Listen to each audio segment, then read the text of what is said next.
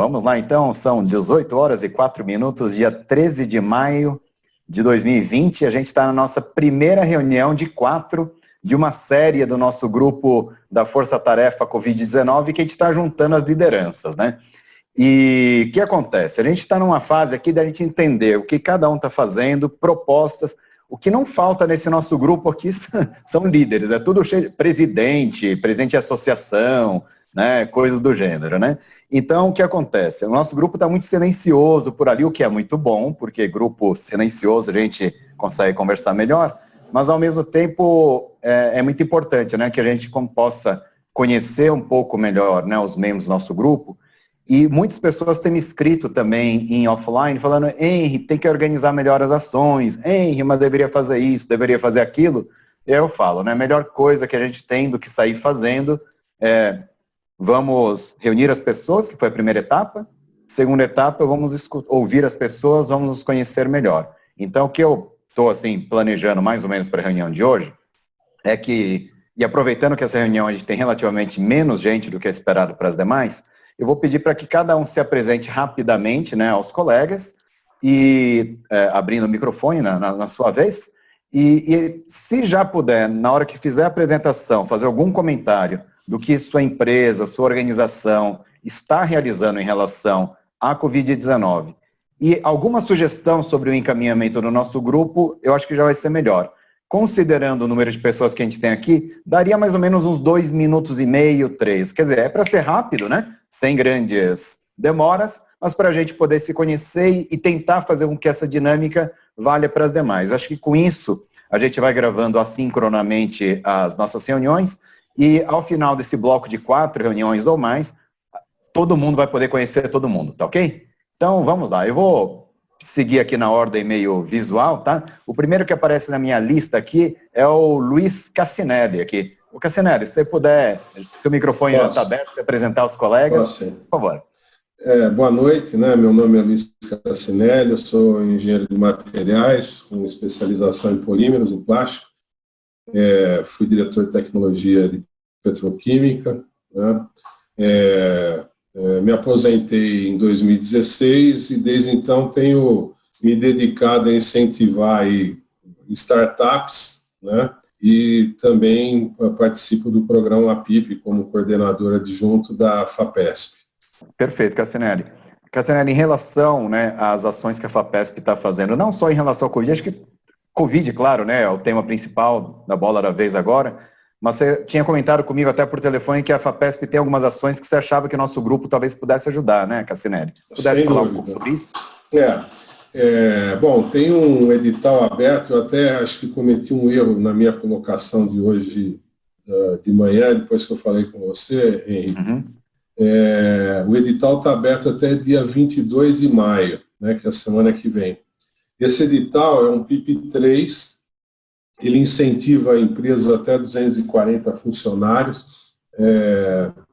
e o PIP3 é um edital conjunto, FAPESP e FINEP, né, que financia até R$1,5 milhão em 24 meses para a empresa lançar o produto no mercado, né?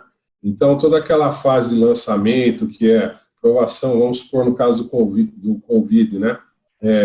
Aprovação na Anvisa, participação em congressos para apresentação do produto, recurso com patente, viagens para participação em congresso, etc., esse tipo, e equipamentos, né? Alguns equipamentos, no limite até R$1,5 milhão, essa linha de subvenção, né? Ela não tem reembolso, ela permite, tá? E a outra coisa é o seguinte, eu estava falando com o Henry hoje também, eu acho que o Brasil não fica devendo, talvez não tenha a quantidade de pesquisadores que tem nos Estados Unidos, mas é difícil a área da ciência que o Brasil não é muito bom, né? Pelo menos 1, 2, meia dúzia de pesquisadores, dependendo da área, existe aqui, né? Só que, infelizmente, a mentalidade do pessoal é de fazer publicação e fazer ciência pela ciência.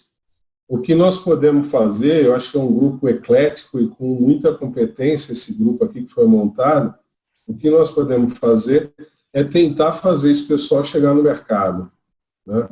Principalmente nisso que nós estamos precisando agora, né? Que é a questão de fazer, dar soluções para o Covid, né? Não, perfeito, Cassinelli, obrigado. Vamos lá, então, o próximo que está aqui é Ana Patrícia Moraes Vilha, da Universidade Federal do ABC. Ana Patrícia. Vamos lá. Eu peço desculpas a todos por não colocar e compartilhar meu vídeo, até porque vocês não estão perdendo muita coisa. Eu vou me preparar para dar aula daqui a pouquinho, né? Mas já me antecipei e fiz questão de participar desta reunião de hoje. Para falar um pouquinho das nossas preocupações. Falo em nome da UFABC, sou professora de economia, da área de economia na UFABC, mas também visto o chapéu do Fortec, que é o nosso Fórum Nacional de Gestores de Propriedade Intelectual e Transferência de Tecnologia. Atualmente a UFABC coordena as ações da região Sudeste, então todas as instituições de ensino e pesquisa que são associados ao Fortec estão mobilizados nesse contexto. Nós, coincidentemente, tivemos uma reunião hoje no Fortec, falando um pouquinho sobre as iniciativas que a gente pode mobilizar envolvendo as instituições de ensino e pesquisa, né? E uma das principais pautas é justamente a mobilização que o Henry e alguns colegas aqui neste fórum têm feito para a Covid, né, para soluções para a mitigação dos efeitos da Covid.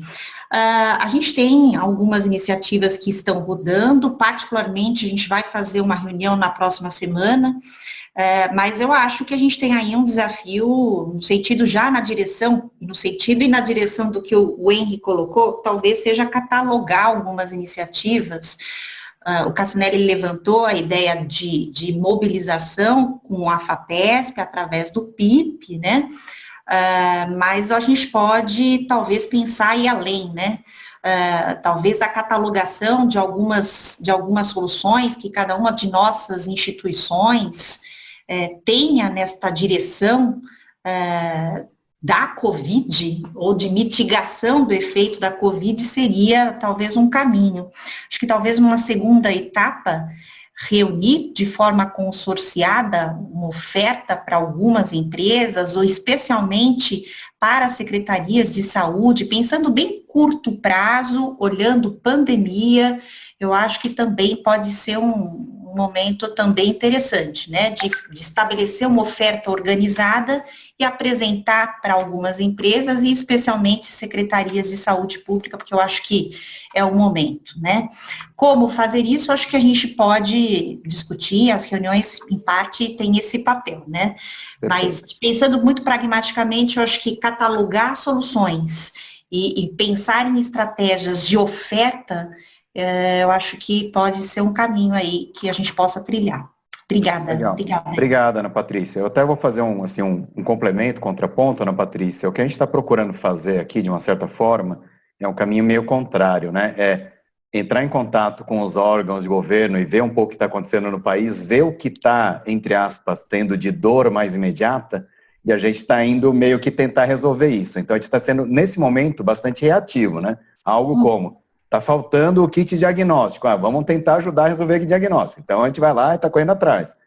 Mas aí tem uma ideia de fazer a produção nacional, junta o pessoal da produção nacional, né? Mas a gente não pode ficar correndo atrás do rabo todo o tempo, né? Então, por isso que a ideia de a gente também ser mais proativo, acho que é muito boa também, né? Evidentemente. Mas obrigado, tá, Ana Patrícia? Bom, olhando aqui na lista aqui, olha, vamos lá. Então, eu estou aqui, eu vou pedir o Walker Laman. Walker Laman veste vários chapéus, né? Um deles é a Eurofarma, mas também várias associações e organizações do meio farmacêutico farmacêutico, né, Walker? Por favor. Sem dúvida. Boa noite a todos. Obrigado pela gentileza do convite, Henry. É um prazer estar com esse grupo aí. Vocês me ouvem bem? Sim, super bem. Ótimo. Então, eu sou realmente, como o Henry disse, estou na Eurofarma e também em algumas entidades do setor farmacêutico. Nós temos algumas atividades, algumas iniciativas que nesse momento nos parecem importantes. Uma delas, que já está em andamento e que não é tão impactante, mas talvez possa ser, nós estamos oferecendo um banco de moléculas que nós temos para a USP para buscar exatamente alguma dessas moléculas que possa ser útil para o Covid, né? Mas, enfim, é um trabalho que a USP tem feito. Mas, adicionalmente, o que eu acho que pode ser importante é que eu não sei se todos estão familiarizados com esse nosso setor farmacêutico de medicamentos, mas um problema que nós temos é exatamente a oferta de matéria-prima e de insumos para a produção de medicamentos. Eu diria que praticamente 90% dos medicamentos feitos no Brasil têm a sua matéria-prima, o seu insumo importados, principalmente da China e Índia, né? E nesse momento que nós tivemos essa epidemia, nós vimos a vulnerabilidade que o nosso país está, né, justamente por depender desses fabricantes estrangeiros, né, que sofreram com a pandemia, estão sofrendo ainda, que pode ter um impacto na falta de matéria-prima. Então, as nossas entidades do setor estão se mobilizando para poder apresentar um plano para o governo e também para algumas áreas privadas que possa buscar um desenvolvimento dessa área no Brasil, nessa área de produção dessas matérias-primas, desses insumos farmacêuticos ativos, né, que possam produzir os medicamentos aqui com a matéria-prima produzida no Brasil também. Junto com isso, várias outras iniciativas que nós entendemos que podem também dar um dinamismo maior para o setor farmacêutico, para o Brasil. Isso a gente sabe que, logicamente, é bom para a economia e também para, digamos assim, a segurança farmacêutica da população brasileira. Perfeito, Walker.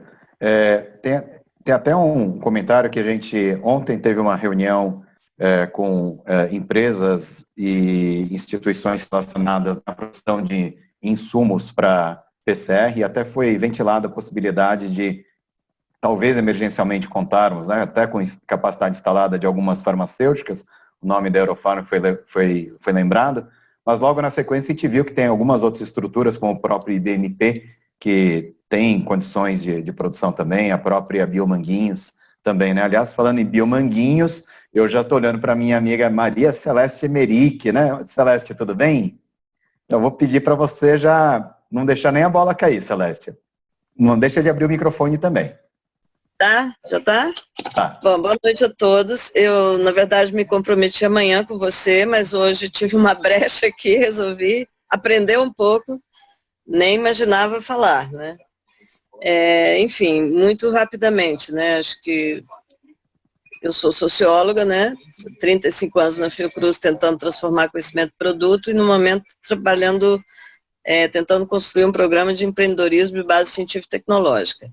Eu estou acompanhando as ações da Fiocruz relacionadas ao Covid-19 em reuniões gerenciais com o meu vice-presidente, que é o Marco Aurélio Krieger, exatamente que cuida muito da produção de diagnóstico, toda a área de inovação e boa parte das articulações passa por ele. E nessas reuniões a gente é informado de tudo que vem acontecendo, de boa parte, né, do que vem acontecendo na Fiocruz. Mas eu não tenho, assim, hoje, eu estou querendo entender melhor o que eu posso contribuir nesse grupo para eu realmente preparar um pouco melhor as informações.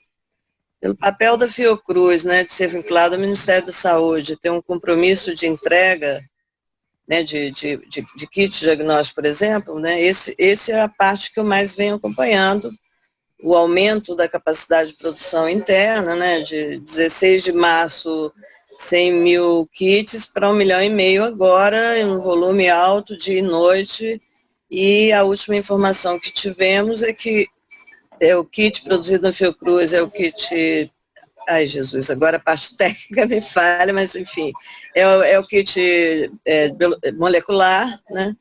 Ele é um kit que não dá resultados tão rápidos, né? Leva um tempo de processar, e vem tentando otimizar, a Fiocruz vem tentando otimizar a implementação dos kits, porque é a última informação dessa semana, e que tem bastante kits hoje, e aguardando uma agilização do Ministério da Saúde, porque as entregas estão sendo feitas diretamente para o Ministério.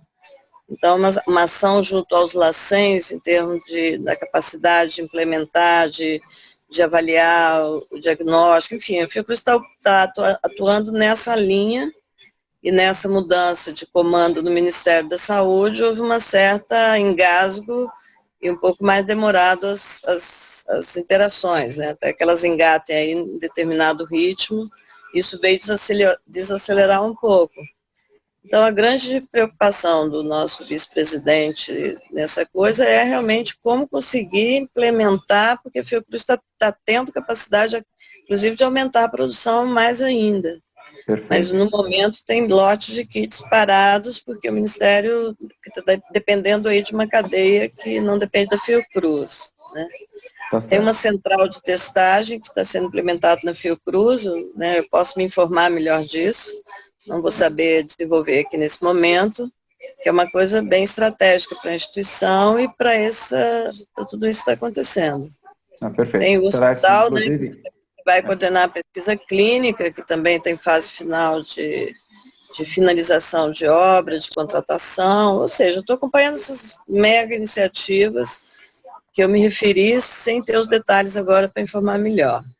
Perfeito, Celeste. Por outro lado, chegam demandas para mim diversas, né, pela capilaridade que eu tenho aí pelo Brasil afora, muito de algumas ICTs, de Senai, etc, etc. Então, que estimulou isso e outras coisas, estimula a criação de um grupo para fazer triagem dessas demandas internas, e a nossa vice vai se ocupar principalmente de todas as cooperações possíveis entre as ICTs, todo mundo que tem algum produto que quer testar, e a gente vai estar preparando uma forma de receber essas demandas mais organizada, para que a gente consiga dar as respostas e ser efetivo diante do tempo que urge, né? Tá certo. Celeste, obrigado. Tá, eu vou pedir só para a gente deixar para... obviamente, a Fiocruz tem muitas ações, né, Celeste? Inclusive, ontem a gente esteve com a Carla Volansky, justamente falando sobre a produção local de PCR, foi até o vídeo que a gente postou, né? Mas te agradeço bastante, viu, Celeste? Eu vou pedir para o nosso colega agora, Rubem Delgado, da Softex. Rubem, na verdade, é a primeira reunião que eu tenho com você, hein? Vamos lá. Já tive a honra de ser colega de alguns aí, o Casinelli que está olhando aqui para mim, fomos colegas no Conselho Deliberativo do CNPq. Mas eu vou falar rapidinho. Bom, a Softex é uma OCIP bastante conhecida na área de tecnologia. Nós aplicamos políticas públicas, nós somos vinculados ao Ministério de Ciência e Tecnologia, tá? Nós aplicamos políticas públicas por ser uma OCIP, então as ações que o Ministério precisa fazer com mais rapidez, normalmente ele faz através da gente. Nós também somos programa prioritário do Ministério de Ciência e Tecnologia e programa prioritário do Ministério da Economia por causa da SUFRAMA. Então, nós somos um bom interlocutor com o Ministério de Ciência e Tecnologia, por causa da nossa rapidez. Temos um edital em aberto agora de inteligência artificial. Ontem nós fizemos um webinar sobre isso. É só acessar o site da softex.br, ele está um edital em aberto. E se a gente pode contribuir muito na área de tecnologia e com startups, já que os maiores programas de startups são no nosso. Startup Brasil, Startup Indústria, Agro Startup, todos são programas da gente, além de outras coisas na área de tecnologia. É uma preocupação que eu tenho para colocar o debate, a mortalidade que essas startups podem ter nesse período e pós-pandemia. É uma preocupação muito grande que a gente está tendo, e a agenda pós-pandemia. Essa agenda pós-pandemia também foi encomendada para a gente pelo Ministério, então nós temos a obrigação de levar uma agenda pós-pandemia para a área de tecnologia da informação. Então, a Softex está à disposição de vocês, seleta o grupo, gostei, para levar ao Ministério e para executar algumas políticas públicas, usando principalmente recursos do Ministério da Economia, do Ministério de Ciência e Tecnologia e de outros. Excelente, Rubem, muito obrigado. Bom, eu estou pegando aqui quem está com a câmerazinha ligada, então estou vendo a minha amiga Patrícia Braille, lá da Braille Biomédica, né? Então, se você puder... Olá, boa noite a todos, eu sou a Patrícia. Bom, eu sou da diretoria da ABIMO, que é a Associação Brasileira das indústrias, né, da área médica, da área de equipamentos, laboratórios também e a área odontológica. Nós, além de ser da diretoria da BIMO, nós temos uma indústria que fabrica produtos para cirurgia cardíaca e vascular. E eu acho que o Henry me colocou nesse grupo porque eu creio que nós representamos bastante a dor do empresário brasileiro, principalmente industrial, nesse momento. Nós temos um problema muito grande com relação à matéria-prima, com relação à infraestrutura, com relação à isonomia que não existe perante os produtos importados e também, principalmente, o preconceito que existe na área médica com relação aos produtos brasileiros. Então, eu acho que a nossa luta é muito grande, a gente precisa mesmo se unir e mostrar, já ouvi hoje aqui no grupo, o quanto existem cabeças pensantes, gente fazendo pesquisa séria, industriais fazendo produtos sérios, empresários sérios. Existem bandidos, mas existe muita coisa boa sendo feita e isso muitas vezes não é valorizado. Então, eu gosto desse grupo porque me encanta ver o potencial do Brasil, quanta gente séria tem aqui, e nós precisamos levar isso adiante. Nós precisamos mostrar para esse país o quanto nós somos capazes e nos tornarmos, de certa forma, não totalmente, mas de certa forma autossuficientes, independentes e não tão necessitados de produtos importados para a nossa sobrevivência e para a sobrevivência dos doentes nesse momento da Covid-19. Perfeito. Então, Patrícia, essa é a minha contribuição. Tá ótimo, Patrícia. A BIMO especificamente tem feito alguma ação focada na Covid nesse momento, Patrícia? Muito, em vários aspectos.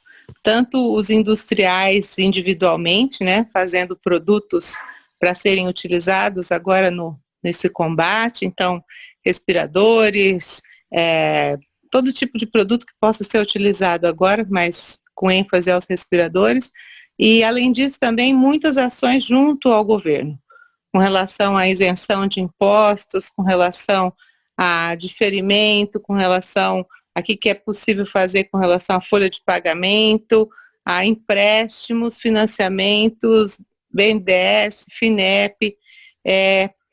Queria dizer também que está tudo muito lento. Não chegou nada ainda para o empresário. Então, talvez a hora que quando chegar, para muitos já vai ser tarde. Perfeito, então, Patrícia. Acho que a gente levantar essas demandas é muito importante agora, nesse momento, né? E realmente acabei de ter uma reunião agora durante a tarde, a reunião da diretoria da BIMO, e é uma voz só. Ninguém conseguiu nada até agora. Perfeito, Patrícia. Aliás, o Foina ontem fez um comentário no nosso grupo falando justamente disso, né? Que inclusive quem está produzindo agora para vender esses equipamentos em regime de urgência para o governo está com muito medo de daqui a pouco questionarem se essas compras, porque foram feitas emergencialmente, sem licitação, e aí estão entregando e não sabem nem se vão receber também, não é isso? Também, e a gente não pode colocar tudo no mesmo balaio, né? É claro que a gente vê pessoal desonesto, às vezes é chamado de empresário. Esses não são empresários, são bandidos. Então a gente não pode misturar bandido, empresário no mesmo saco, né? Então a gente vê compras públicas de tudo que já temos visto na televisão. Então, isso precisa ser combatido. Existe também o Instituto Ética Saúde, que está fazendo um trabalho excelente. Eu sou a vice-presidente do Instituto de combate à corrupção na área da saúde também. Acho que precisa ser divulgado. Qualquer coisa que a gente vira errada precisa ser denunciado. Então, esse é o momento da gente realmente mostrar o quanto o país é capaz e virar essa página, né, de vira-latas que a gente traz há tanto tempo, né, que já Nelson Rodrigues falava, então isso não é de hoje. Então, mostrar. Tá, Patrícia, depois eu vou pedir para você compartilhar nos grupos lá, ou conosco aqui, os links do movimento Ética na Saúde aí, porque é importante mesmo. Bom, falando de empresários aqui, ó, é que na verdade eu estou vendo um colega meu que está identificado como iPad 5, né, que eu já tinha... eu vou pedir para o meu colega iPad 5, que está coçando o papo assim também agora, assim, para abrir o microfone e se apresentar para os colegas, por favor. Boa noite a todos. Meu nome é Vasco Azevedo, sou professor titular no Departamento de Genética, Ecologia e Evolução aqui da UFMG e vice-coordenador do NCT de Nanoterra. Quinta-feira ou sexta, o Luiz Goulart, que trabalha como coordenador, está lançando um aparelho, certo, com diagnóstico na saliva e que vai aparecer na mídia do MCTI e tudo. Então nós estamos trabalhando com isso, vamos distribuir esses aparelhos e deve ter toda já uma empresa interessada. Nós estamos trabalhando também com diagnóstico, com a FUNED aqui a gente ajudou na FUNED a implantar o diagnóstico, levamos nossos equipamentos de RT-PCR e estamos trabalhando com isso.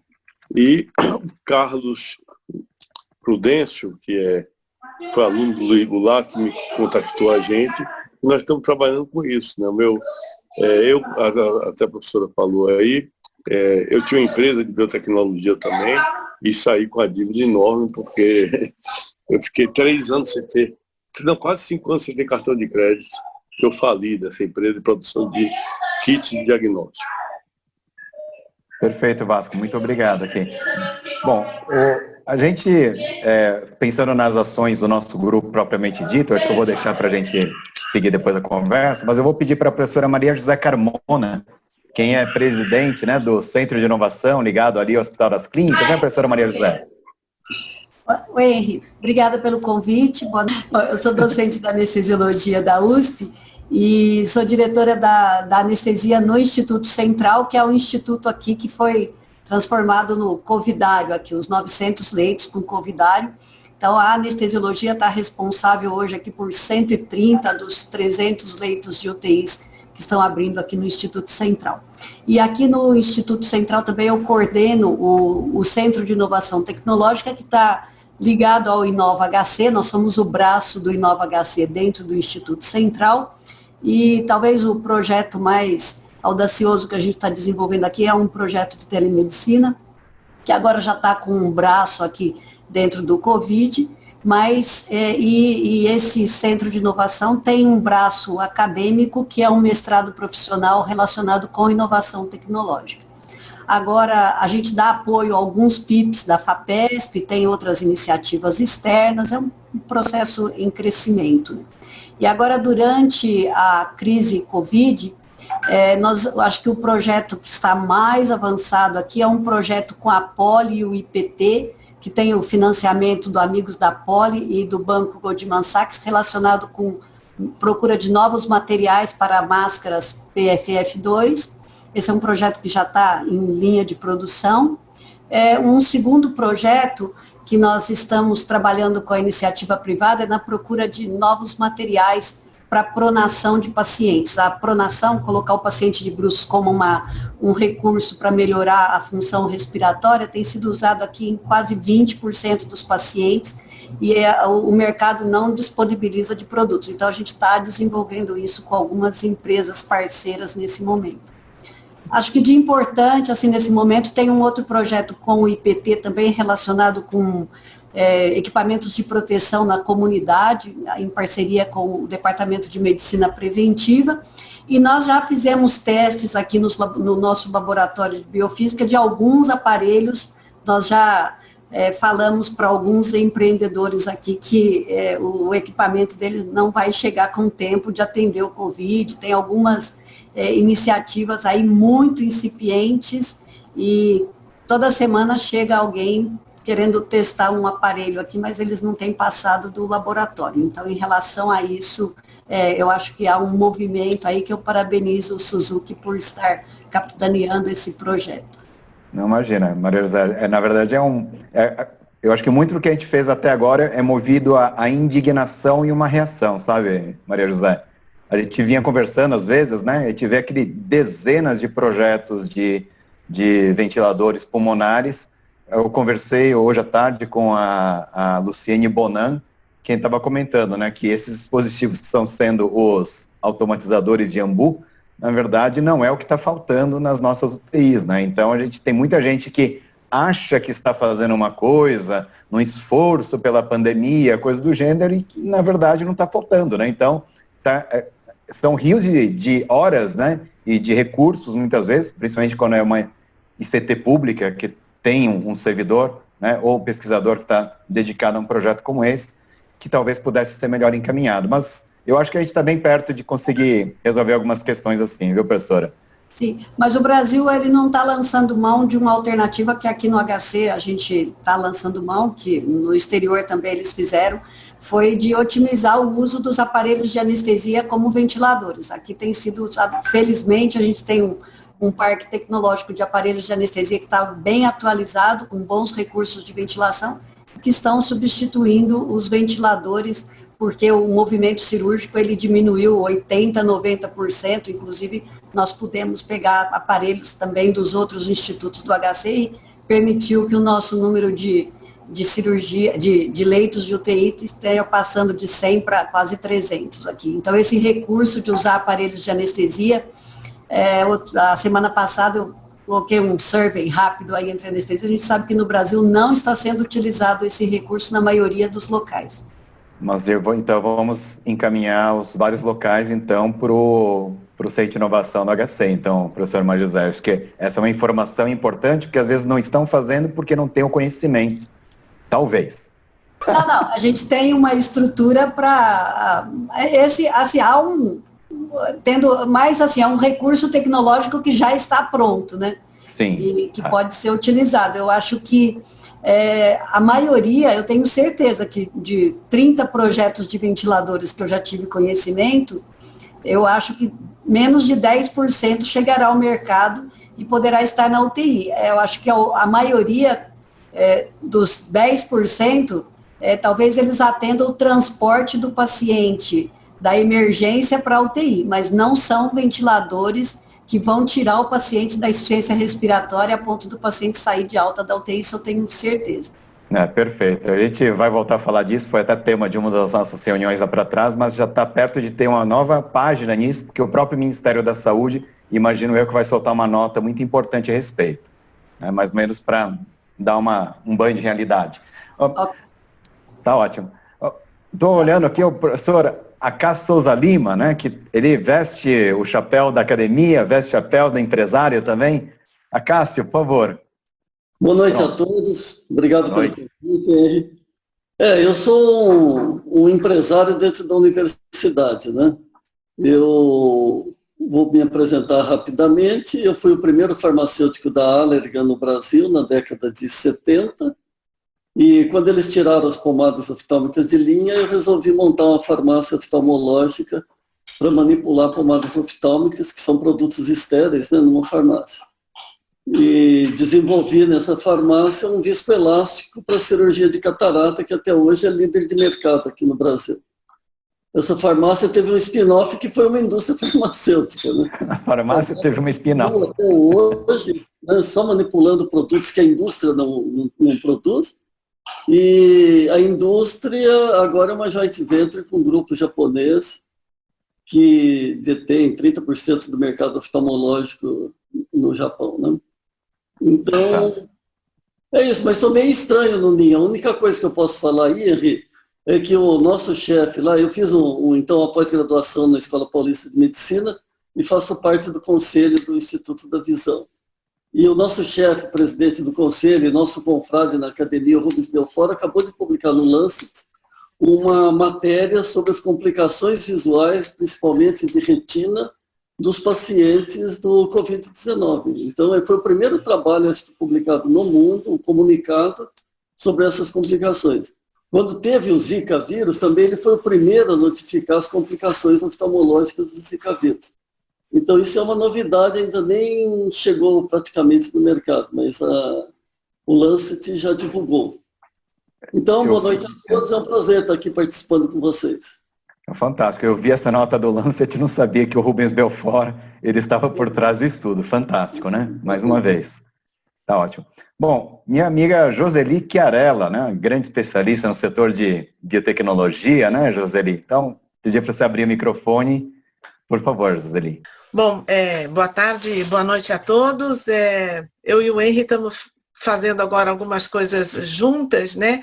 E eu acho que ele diz certo quando a gente é movido pela indignação. Então, um pouco do meu histórico, né? Eu tenho mestrado em imunologia e depois eu passei por algumas empresas e depois eu fui me dedicar a um sabático em negócios, e aí eu fui para o Butantan, onde eu me envolvi um pouco com a parte da inovação, e a minha indignação, ela sempre foi um pouco, por que aqui a gente tem tanta dificuldade de fazer interagir a universidade, o setor público com o setor privado? E nesse momento que a gente está hoje, se a gente não unir esses esforços, a gente vai ser menos eficiente, a gente tem que unir esses esforços para buscar a eficiência. Então, eu comecei contribuindo aí com o grupo e eu acho que hoje a gente tem uma situação dos kits diagnóstico que estão registrados aqui, que são, na sua grande maioria, importados, e uma questão muito delicada ligada à qualidade desses produtos que estão trazendo para cá. E entendo, porque tenho minha formação em imunologia, sou amiga do Vasco há 30 anos, que não é fácil fazer um kit maduro para o mercado num prazo tão curto como foram os kits chineses e os kits coreanos, que são, da grande maioria, o que a gente está tendo aqui, e também essa dificuldade que a gente tem aqui como indústria nacional ou parque nacional. Então, eu sei da enorme capacidade produtiva da Fiocruz, a Fiocruz realmente, ao longo dos anos, foi desenvolvendo e hoje tem mostrado os resultados, mas também passa pela minha indignação essa, às vezes, falta de articulação que a gente tem aqui entre os próprios ministérios. E hoje à tarde, acabei sabendo de uma outra coisa, que o Carlos Gadelha, que é uma pessoa que tem um conhecimento enorme do Complexo Industrial da Saúde, fez uma live às 2h da tarde para dizer como que o Complexo Industrial da Saúde vai se posicionar com relação ao Covid, e nas nossas conversas, que não foram poucas nesses dias, ninguém sabia disso, né? Então, minha participação aqui, acho que já passei dos 2 minutos, porque eu tenho este conhecimento do segmento público, do segmento privado, e conheço bastante o mercado do diagnóstico. Então, se puder ajudar de alguma forma na construção dessa solução que é urgente e emergente para cá, estou à disposição. Tá ótimo, Joseli, obrigado. Bom, eu estou olhando aqui pelos nomes aqui, agora eu vou pegar o pessoal que está escondido aí atrás das câmeras. Gelson Pedrosi, da Universidade Federal de Roraima. Professor Gelson. Boa tarde a todos. Boa tarde. Nós temos aqui um fuso horário de 1 hora menos, ainda é tarde aqui em Roraima. Muito obrigado pelo convite, pela oportunidade de aprender com todos esses profissionais que aí se apresentaram, né? Eu sou da área de administração de empresas, sou professor na Universidade Federal de Roraima, e a universidade tem se envolvido em algumas ações para mitigar o impacto, né, do coronavírus aqui no estado, através da produção de álcool gel, que distribui então aí para o projeto Acolhida, em parceria com o Exército, né? Distribui para o projeto Acolhida de imigrantes venezuelanos aqui no estado, e também para a Secretaria de Saúde do Estado, Secretaria Municipal de Saúde. Estudantes de medicina estão produzindo máscaras também, equiparadas a N95, eu acho que é o modelo, né? E também os estudantes de medicina estão participando de capacitação para atendimento de pacientes com coronavírus. Então, essas são algumas das ações aqui da Universidade de Roraima, né, nesse momento da pandemia aí do coronavírus. Perfeito, Gelson. Bom, eu estou aqui com os meus 3 colegas aqui, Hilton Santos, Alexandre Erraro, Gesil Amarante, que chegaram um pouquinho mais tarde. A gente está fazendo uma primeira apresentação rápida, tá? Mas o objetivo que a gente tem hoje além da gente poder se conhecer um pouco melhor, logo na sequência a gente falar sobre ações que nós podemos fazer como grupo, tá? Então eu vou pedir para Hilton, Alexandre e Gesil, se puderem se apresentar, acho que mais rapidamente, para a gente poder aproveitar o tempo final da nossa reunião aqui, que vai até 7 horas da noite, para a gente poder discutir um pouco dos próximos passos, tá? Que a gente teria algumas ideias aqui. Hilton, por favor.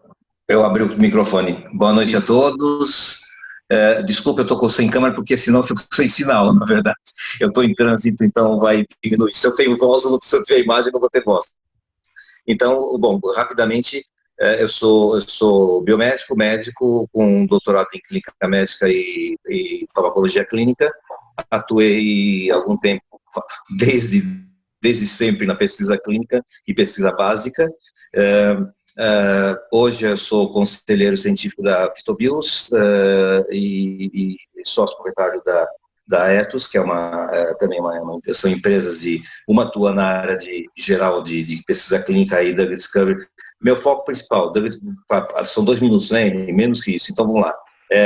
Eu posso contribuir com um foco que hoje eu estou aplicando e servindo durante minha vida toda, desde a biomédicas, lá atrás no INCOR, até hoje.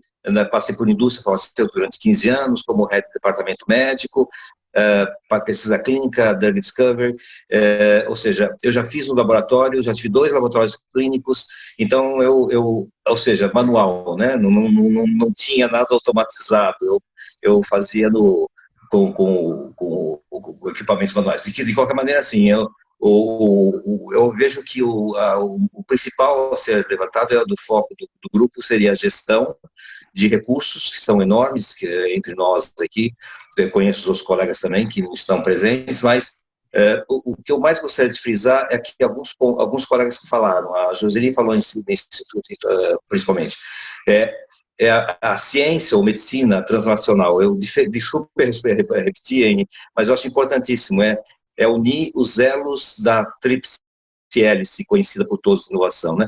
Ou seja, nesse momento, para que isso gire rapidamente, nós temos que ter uma ação coordenada que está sendo realizada, e isso tem que ser levado rapidamente da bancada, da universidade para o setor produtivo. Ou seja, isso sempre foi difícil, não é só no Brasil, é no mundo todo, mas eu acho que é a maneira que nós podemos agilizar a gestão desse processo para que se torne mais rápido.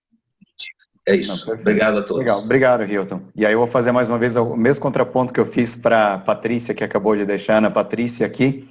A gente fala muito da bancada para o mercado, mas o que muitas vezes falta é ser puxado do mercado para a bancada, porque a bancada faz um monte de coisa que o mercado não tem interesse. Mas é assunto para outras conversas, né? Alexandre Uehara, por favor. Opa, tudo bom, Henri? Boa noite a todos, eu vou tentar ser rápido também. Eu sou professor do MBA da FIAP, Fundo de Inovação e Empreendedorismo, tenho uma consultoria de inovação focada em mindset de pessoas, e acho que o mais importante aqui para contribuir é a questão que eu também sou Leadership Team Member da Singularity, do Chapter São Paulo. A gente tem falado muito sobre isso, acho que não só no Brasil, mas também lá fora.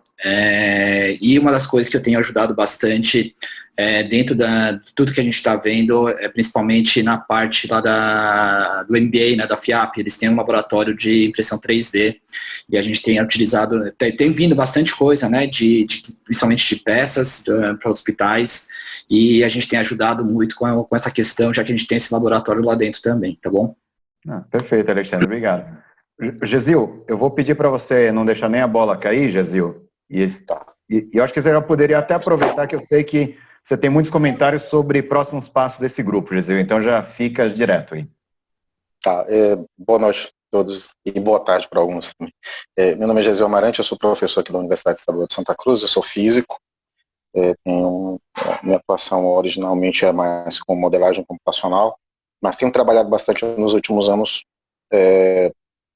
na área de propriedade intelectual e transferência de tecnologia. Eu sou hoje vice-presidente do Fortec, né? Passei muito tempo coordenando o NIT, estou aí nessa luta, comungo com as mesmas indignações aí que a Joseli, né, da necessidade de a gente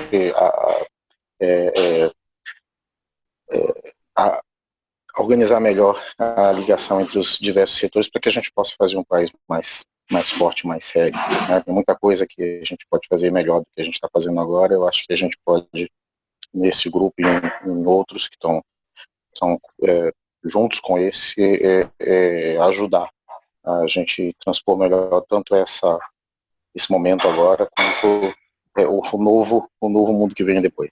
Tá? Vou ficar por aqui mesmo. Depois a gente, acho que melhor legal, deixar os próximos passos para você conduzir. Obrigado, Gesiel. Então vamos lá. Eu não vou nem me apresentar aqui, porque grande parte já me conhece, vai ter outras chances de me conhecer também, né? Estava falando um pouco sobre próximos passos, sabe que muita gente fala, né? A gente tem que planejar, né? Tem um planejamento estratégico do grupo e tem algumas questões que são emergenciais, né? Muita gente, e a gente mesmo trabalhou numa coisa, falando, vamos mapear quais são as iniciativas que cada um tem. E, na verdade, as iniciativas não têm sido muito diferentes, não, sabe? Normalmente a universidade trabalha ali álcool gel, impressão 3D de máscara, suporte, consertar equipamentos e tal, mas tem ficado muito por aí. Né? Então, eu acho que a gente poderia trabalhar do outro lado, que é o mapeamento dos problemas que a gente tem que resolver. Eu acho que o grande problema hoje é que a gente não sabe os problemas que a gente tem que resolver. Eu acho que isso a gente pode fazer um exercício coletivo de pensar sobre isso. E algumas outras questões que eu acho que são estruturais, bem colocadas pelo Cassinelli, pelo Foina, outros colegas, são problemas que não são da Covid, né? São problemas que vêm de longa data e que talvez ali realmente mereça a gente debruçar maiores esforços, porque esses são problemas que, se a gente resolver, vão ficar como legado dessa pandemia. Porque respirador, diagnóstico, isso tudo, né, muito importante agora, mas depois que a pandemia for, talvez não seja tão importante.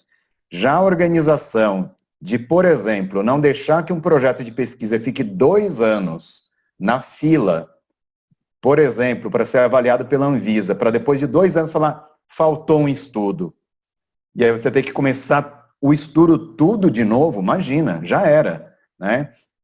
Equipamentos médicos também, né? Estou aqui a Patrícia Braire, a Maria José também. Quantas vezes a gente não teve situações como essa, né? Fica parado no regulatório, um projeto que foi financiado pelo MCT fica parado depois. Estou olhando para minha amiga Celeste Emerick, não é nem parado em lugar nenhum, Celeste, ganha multa, né? Porque não fez cadastro no Cisgen. E aí você vai pegar um pesquisador da Fiocruz seríssimo, com uma longa história, que vai responder um processo judicial porque não cadastrou uma pesquisa, não é verdade, Celeste? Tá banando a cabeça ali, eu gosto de videoconferência por isso, viu? A gente vê todo mundo, né? O Cassinelli, vi que ele ficou até... Eu preciso falar. Fala, Cassinelli, também, alguma coisa a respeito aí. Sim, eu concordo com você, né? Eu acho que a crise é muito bom para a gente repensar modelos, né? Pode ver que os grandes desenvolvimentos que nós tivemos na humanidade foi perante uma crise onde as pessoas tiveram que focar por questões de sobrevivência. Então, acho que o Covid é o primeiro de muitos, né? A gente já teve um em 2000, alguma coisa aí, que não chegou tão duro como chegou esse no Brasil, né? Mas aqui para frente, com essa quantidade de gente no planeta, nós vamos ter muitas dificuldades desse tipo, né? E também acho, como a gente estava conversando hoje à tarde, que a maneira do Brasil sair, o Brasil não, mas todos os países, mas principalmente o Brasil sair da crise, é se a gente focar no desenvolvimento tecnológico, né? Nós temos competência embarcada, tenho visto coisas maravilhosas feitas por pesquisadores brasileiros, né? Hoje eu até comentei 2 com você, e acho que nós temos que incentivar esse tipo de coisa. O que nós precisamos é planejar. O brasileiro, por natureza, é tarefeiro, né? Ele recebe uma missão, ele sai fazendo sem planejamento. E muitas vezes isso gasta recurso, gasta tempo, e como você mesmo disse, não era bem aquilo que a gente precisava, né? Isso quando a gente não reinventa a roda, né? Porque tem muita roda reinventada aí, que já tem pesquisa, já tem um negócio amplamente estudado e consolidado lá fora, e a gente acha que é uma grande novidade, né? Perfeito. Cassinelli, sabe que essa palavra tarefeiro ficou batendo na minha cabeça desde hoje cedo, né? E aí eu estava lembrando, Você sabe essa história que a gente fala? Se a gente falar, o que nós estamos fazendo em grande parte, Celeste está dando essa risada também, né, Celeste, meio concordando, o que a gente está fazendo em grande parte no nosso país é correndo para resolver problemas que talvez não existam. Né? Então, vou dar um exemplo. Corremos para imprimir máscaras em impressora 3D, não sei o que lá nas quantas, você fala, gente, se a gente pegasse e gastasse o tempo e o dinheiro para fazer um molde de injeção de plástico, que é muito melhor, inclusive, né, apropriado para aquilo, a gente não gastaria horas e horas e horas de impressora, né, gastando filamento, disso, daquilo, energia, para fazer uma coisa que era mais simples, ter investido, ou não é nem investido em molde, é saber quem tem, e vamos fazer, né, onde tem. Então, às vezes, a questão, né, de sair correndo atrás de resolver problema acaba sendo o maior problema. Então, assim, eu estou pensando em encaminhamentos aqui, né, que já está chegando aqui ao final da nossa primeira hora, e a nossa reunião é benchmark para as outras, né. Então, eu estava pensando aqui num jeito de raciocinar que a gente poderia, talvez, mais do que mapear o que cada um está fazendo, é mapear, talvez, os problemas que nós enxergamos. E a gente pode descobrir que a gente tem alguns clusters de problemas. Não sei o que vocês pensam sobre isso, né? E eu acho que depois desse mapeamento a gente vai descobrir que alguns problemas são mais emergenciais, específicos da Covid, e outros são estruturais que vão valer por mais tempo também, né? Então, assim, eu tô falando disso de inverter a ordem, né? Que é bem isso. Onde tem problema de verdade que vale a pena a gente resolver. Parece que quando a gente faz mentoria de startup, né? Tipo, qual é a dor que a gente quer resolver? E depois a gente resolver o que realmente vale a pena, né? E outra coisa, o que já não resolveram antes da gente, né? O que parece para vocês essa ideia de vamos achar os problemas antes de falar das nossas soluções? Gesil está com a mãozinha levantada. Celeste deu ok, né? Celeste. Ontem a gente estava naquela discussão, acho que foi ontem, né? A gente estava naquela discussão sobre a questão dos ventiladores, né? E alguém que é da indústria falou, não, a gente não tem tanto gargalo para produzir mais ventiladores, nossos problemas são tais, né? Eu achei muito bacana a contribuição dele e fiquei, de novo, a gente fez não sei quantas lives, não sei quantas discussões sobre isso, né? E essa informação não estava posta, porque o que ele colocou lá era um problema de pessoal, problema regulatório, né, e fiscal, e problemas de partes, né? Por que é que a informação sobre essas partes, né, que são importadas, que dificultam um aumento da produção nacional, não estavam na mesa um mês atrás, né? Eu não sei, de repente tem alguma coisa de sigilo aí das pessoas, né, envolvida nisso aí, eu suspeito que não. Um dos grupos que o Henry criou, o Henry é um grande criador de grupos. Grande não, eu tenho 1,63 m, Gesil. Sou pequeno. Pois é, então. Mas é um grande da intensidade, né? Criador de grupos, né? Tem gente que é criador de caso, o Henry é criador de grupo, né? E é muito bom, isso é necessário. Um dos grupos, que é justamente esse grupo do pessoal ventilador hacker, né? E eu vejo lá muita gente propondo justamente soluções para partes que estão faltando. Essas pessoas provavelmente não têm informação sobre quais são aquelas partes que a indústria diz que está faltando para poder aumentar a sua produção. Por que é que essa informação sobre o que eles precisam não está disponível? A questão mais difícil é de pessoal treinado é mais difícil. Eu não sei se de repente outras indústrias que são mais próximas da indústria de ventiladores não poderiam requalificar temporariamente os seus profissionais para ajudar no esforço de aumento temporário da produção. E a outra coisa é regulatória e fiscal a gente pode ajudar, a gente trabalhou aí na modificação do marco legal de ciência e tecnologia, aprendeu um monte de coisinha com relação a isso e pode ajudar nisso. Tem um dispositivo lá, que é inclusive da encomenda tecnológica, que eu acho que pode ajudar muitos dos problemas que empresas estão tendo para tentar alocar a sua produção. Enquanto isso, eu estou aqui no interior da Bahia, e estou vendo o tempo todo as prefeituras. Bom, minha cidade aqui, inclusive, já decretou, acabou, não tem mais lei de UTI.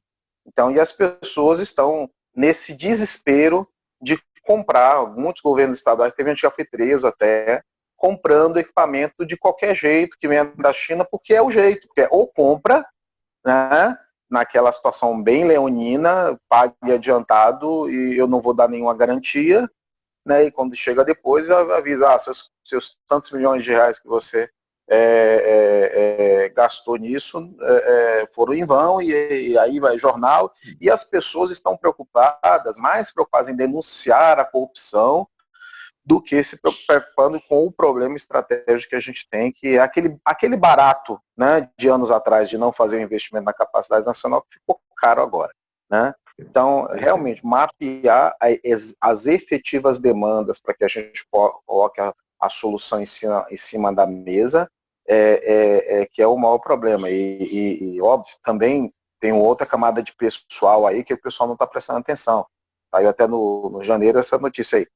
Sei quantos leitos prontos com equipamento e tudo mais, mas não tem profissional de saúde para rodar. Então não adianta nada você comprar 50 ventiladores e eles ficarem ali porque tem uma equipe de 6 pessoas rodando a cada turno, tomando conta, né? E não vai ter essa pessoa, então não adianta nada comprar um monte de ventilador. Então esse planejamento, né, que não está saindo. Mas ok, vamos aumentar a capacidade, nem que seja temporariamente o ventilador, beleza, precisa saber por quê e como. Certamente a solução não vai ser, a gente já viu, de todas as formas, importando mais eficientemente da China. Isso não vai acontecer durante esse período crítico. Depois desse período crítico também não importa, né?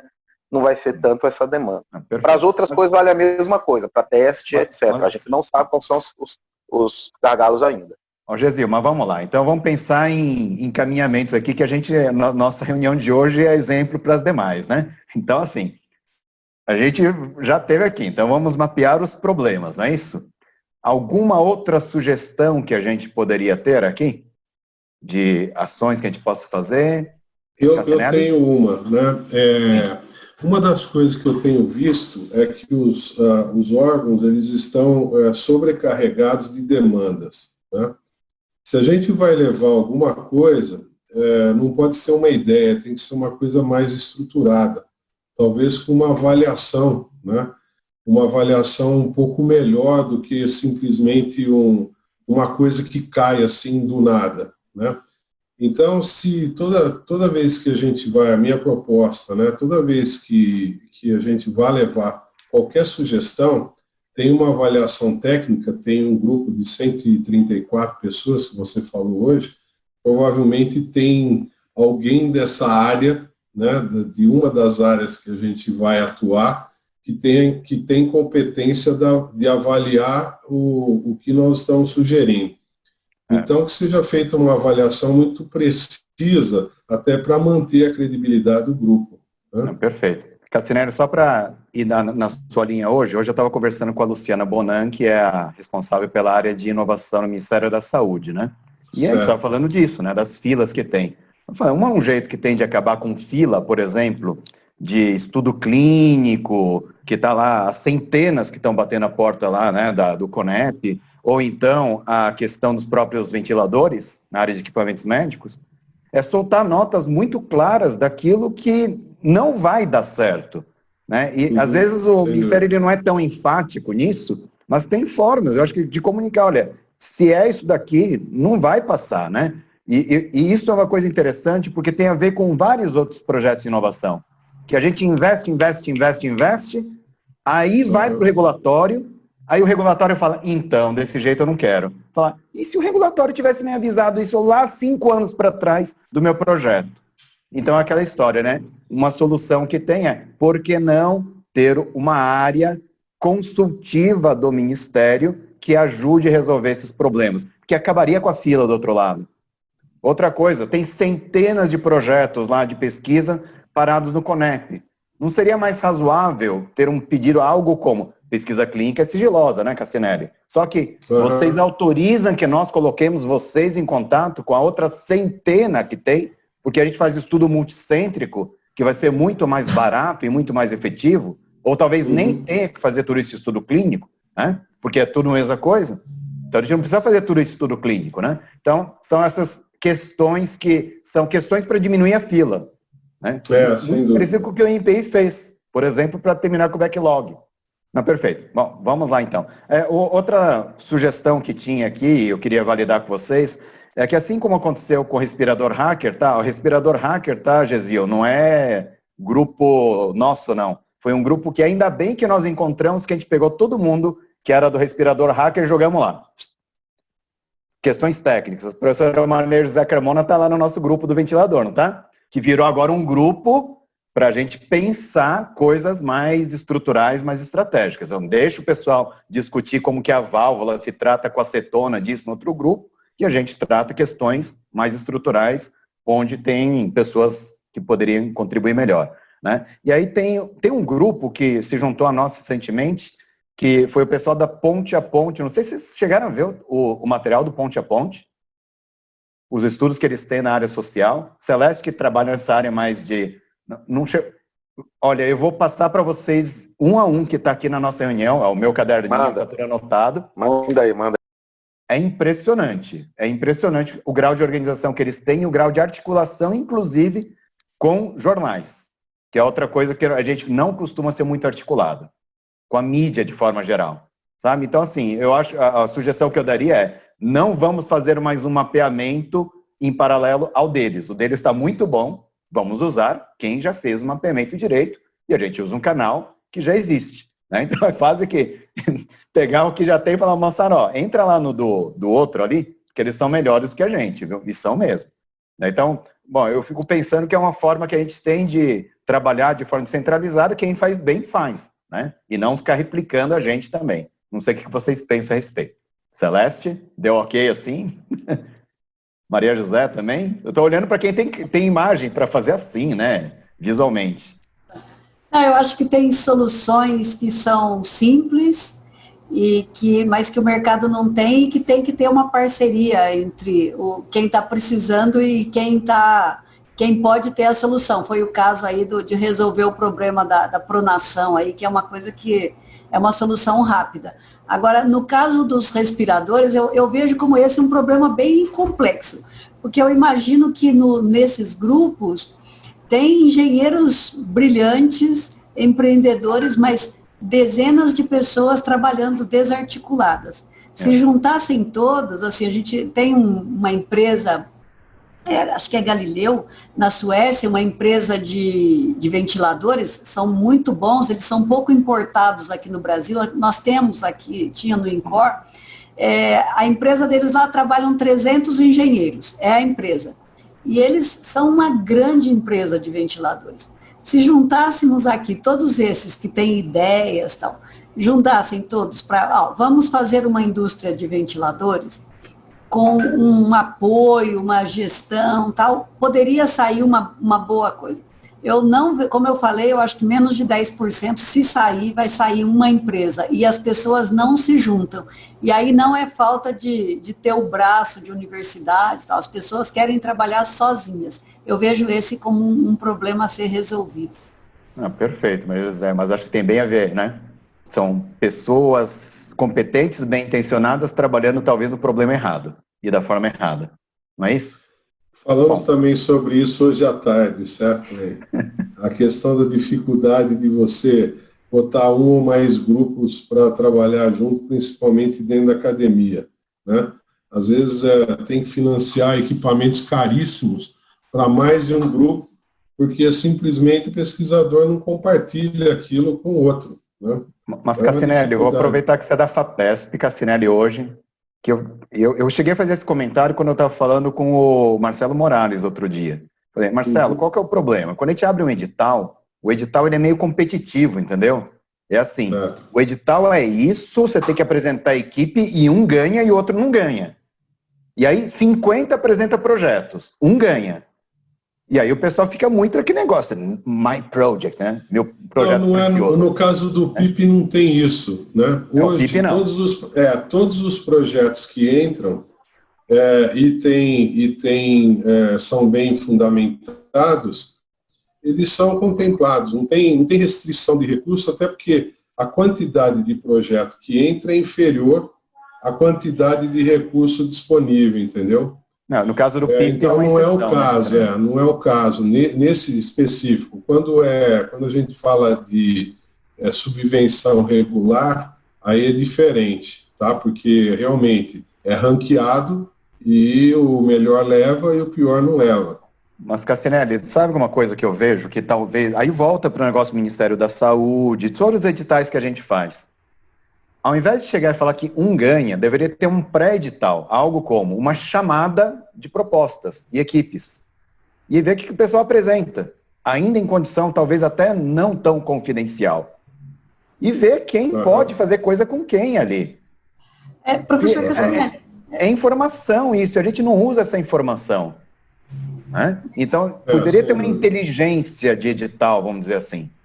Mas, na minha opinião, esses editais, eles não contemplam essa possibilidade de pessoas que têm soluções parecidas serem colocadas para fazer uma solução única. Não, exclusiva. Exatamente. Esse eu vejo como um ponto que, no caso aí dos ventiladores, se juntasse as 30 propostas com alguém coordenando e todo mundo entrando, todo mundo vai ganhar, eu acho que poderia sair um bom produto. Essa é a minha opinião. Exatamente. Então, poderia ser um edital de chamada, né, de chamamento. Um edital colaborativo. Isso. Um edital colaborativo é onde é escolhido quem é o CEO. É escolhido o CEO e todos vão trabalhar com aquele CEO e todos vão ganhar. Eu acho que isso... Sabe onde foi feito isso? Sabe onde foi feito isso? O Sirius, né? Teve um edital, a FAPESP entrou, eu não lembro qual foi o valor, mas foi significativo, e tinha especificação do que tinha que ter sido desenvolvido, né? E uma série de empresas entraram e fizeram uma parte do equipamento, né? O anterior, né, o acelerador anterior também foi a mesma coisa. Quer dizer, a gente desenvolveu um monte de competência interna no Brasil por conta de uma chamada, né, de um centro de pesquisa. Eu acho que pode ser feito isso também, e funciona bem, viu? Quando teve o sequenciamento da Shell, eu não participei disso, mas não foi também um processo colaborativo? Foi. Então, eu acho... Eu também não participei, mas realmente foi, né?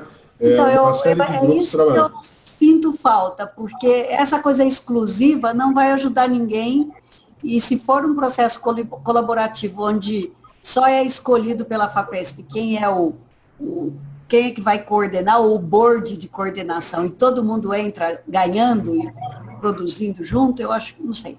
Algo assim. A outra coisa que eu acho, por exemplo, você vai para os Estados Unidos, né? Lá tem os centros de referência que são financiados por vários órgãos do governo, né? Então tem o Oak Ridge, tem o NREL e mais 8 ou 10 centros de pesquisa, né? Com áreas específicas. No Brasil, a gente vê, né? Vários centros fazendo a mesma coisa e competindo entre si, né? Deu uma travada, viu, Cassinelli? Posso só completar 30 segundinhos. Professor, mas o consórcio funciona bem na FAPESP, não funciona, professor? O consórcio Cassinelli, você ficou meio travado, viu, Cassinelli? O tempo parou para você, você travou. Desculpe. Peraí, Cassinelli, acho que o Hilton ia fazer uma colocação. Hilton, por favor. Não, é rápido. O professor, o LaFAPESP e o consórcio seria uma forma de realizar uma parte do que nós estamos falando. O projeto. Sim, então, já houveram alguns consórcios, né? Então, por exemplo, esse do Sirius foi, eu tinha esquecido esse do sequenciamento, realmente, isso foi um consórcio, e não foi só a FAPESP, eu acho que até a FINEP botou dinheiro, o CNPq botou dinheiro, né? Várias FAPs dos estados botaram dinheiro também, isso foi uns 20 anos atrás. Acho que a FAPESP entra com um terço, né? Os genomas, eles deram um trabalho gigantesco, que nunca poderia ser concluído para um laboratório único. Então, foi feito um conjunto de laboratórios com uma finalidade única, e aí a FAPESP, no caso do genoma da Xylella, e depois o CNPq, no caso do Chromobacterium, quer dizer, tinha uma finalidade única e objetiva, concluir aquele trabalho que era muito trabalho. Então, os laboratórios foram equipados com uma finalidade comum. E funcionou super bem em vários genomas. Tivemos genomas com 35 laboratórios, com 8 laboratórios, com 20 laboratórios, com uma finalidade única.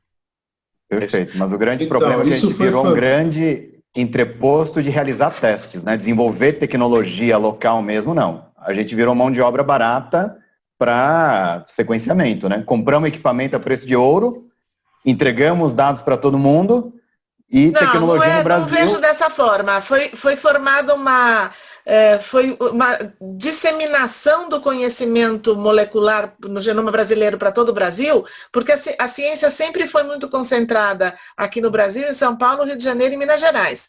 Neste momento, 35 laboratórios que se espalharam, foi um movimento muito importante esse, e que não foi só gerar capacidade, foi gerar massa crítica e a gente tem essa condição que a gente tem hoje, que nós somos bons de biologia molecular aqui, porque teve essa base do genoma. Beleza, ótimo. Olha, vamos pegar um outro movimento mais antigo ainda, que foi a indústria nuclear, né? A indústria nuclear, ela foi formada por um consórcio de pessoas, academias, fábricas e tudo mais, né? E criou a maior massa de pessoal especialista em materiais que eu conheço. Né? Aquilo lá deu um salto de tecnologia, depois ficou abandonado, mas deu um salto de tecnologia que o Brasil poucas vezes verificou, sentiu. Né? Então, acho que o consórcio funciona, só precisa ter um grupo, né, ou um órgão que agregue tudo isso aí. Né? Perfeito. Pessoal, só um minuto só, Gesiel, só para a gente fazer a questão de ordem aqui. São 19 horas e 17 minutos agora. A gente vai caminhando para o final da nossa reunião, porque assim, a gente tem outras oportunidades de conversar, certo? Amanhã 6 horas da tarde vai ter... 6? Não, amanhã é quarta, é isso? Não, peraí. Amanhã é quinta. Amanhã é quinta, amanhã vai ser 5 horas da tarde, isso. Das 5 às 6, a gente vai ter mais um encontro. Na sexta-feira, das 6 às 7, e na terça-feira da outra semana, das 6 às 7. Eu já percebi que para as próximas a gente não vai poder ter essa rodada inicial, porque a gente vai ter 30 pessoas, então vai ser inviável, então a gente já vai direto para a nossa etapa dos finalmente aqui, sabe? Deixa o pessoal se apresentar separadamente. Mas, Gesiel, então eu vou pedir para você fazer algumas considerações e a gente vai fechando a nossa reunião aqui, tá bom?